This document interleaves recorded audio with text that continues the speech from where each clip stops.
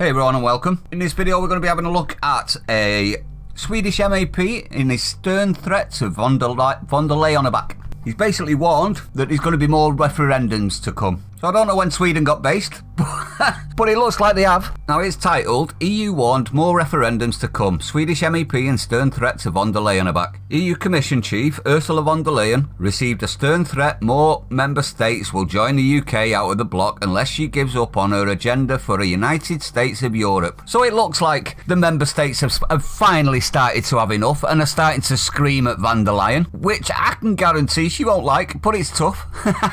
But it is more proof that the EU is a dying enterprise, isn't it? And thankfully so. The quicker we can be rid of them, the better, in my opinion. But anyway, let's continue. Before we do, Anne, your turn. And I do believe that we have rotten politics, and I'm not using that as an exaggeration. I love that intro. It's brilliant. Swedish MEP Peter Lundgren. Right, let's have a look at who this Peter Lundgren is first before we go any further. Now, Peter Lundgren is actually called Kent Peter Lundgren. He was born in 1963. He's a Swedish politician and a member of the European Parliament, which we know. He's a member of the Sweden Democrats, part of the European Conservatives and Reformists. So, pretty much an actual, what the left would call right-wing politician. Ooh, I'm liking the sound of this guy already. Lundgren was elected as member of European Parliament in the May 2014 European election. He was re-elected in 2019, so he must be doing a good enough job. And he's a former truck driver, so he's working class. So you can imagine this guy probably gets called far right on a regular basis, just like we do. But anyway, let's continue the story. You'll like this one. Peter Lundgren warned Sweden and other EU member states could soon join Britain outside the Brussels bloc as he lashed out at the European Commission President Ursula von der Leyen at the State of the Union address. Speaking in the European Parliament, Mr Lundgren warned Swedish citizens wonder why they must continue to pay huge sums of money to the Brussels bloc whilst receiving no benefits in return. Can't blame him for that one, really, can you? We felt the same. He blasted, I wonder as a Swedish citizen standing here today why should we join in and pay for all this? Why should Sweden borrow money and lend money to other EU countries without getting anything in return? Can't blame him still. It is a version of the truth because we certainly get the debts that we will have to pass to our children and our grandchildren for many years. Ooh, this guy really is based, isn't he? We had big problems in Sweden with bomb attacks and shootings as in other countries. Let's watch the video and you'll see what I mean. Thank you very much. We've now heard the address from the President of the Commission. For me, it was very similar to a very extreme left representative where there's very clear a manifestation that our views are the ones that are the right ones. If you dare have other views, then you're going to be stamped, pigeonholed as extreme. So I wonder, as a Swedish citizen standing here before you today, why should we join in and pay for all of this? Why should Sweden borrow money and lend money to other EU countries without getting anything in return? Well, it's a version of the truth because we certainly get the debts that we will have to pass on to our children and our grandchildren for many a long year.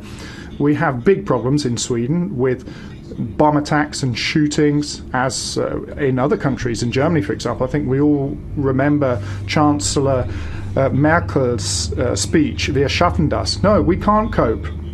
You have just as many problems as Sweden does, and the longer you insist on this United States of Europe, there'll be more and more referendums going against being members of this club. The head of the European Commission said on Wednesday that the chances of reaching a trade deal with Britain were fading by the day as the British government pushes ahead with moves that would breach their divorce treaty. Calling it a divorce treaty was a bad thing for me because divorces are never equal, are they? Ever?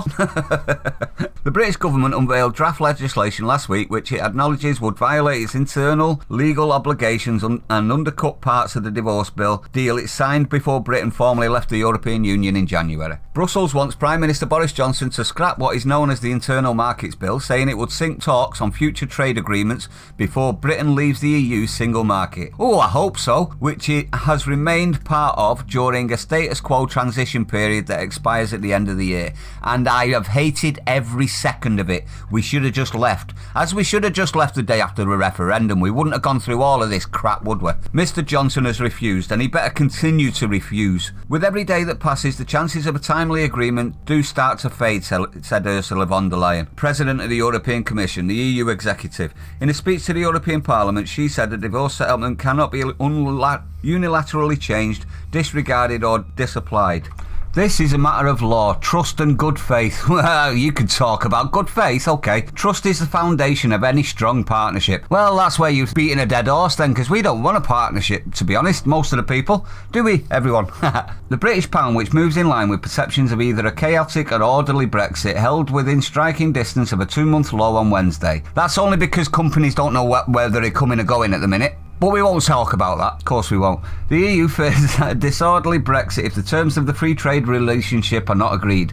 And former British Prime Ministers have said breaking the law is a step too far that undermines the country's image. You know what undermines the country's image? Former British Prime Ministers. That's who undermines the country's image, you cheeky gits. You know what makes it even more pertinent that we do all of this?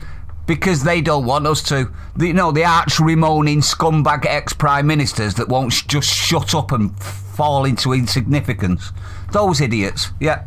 Johnson said it was essential to counter absurd threats from Brussels, including that London be required to put up trade barriers between Britain and its province of Northern Ireland, and that the EU would impose a food blockade.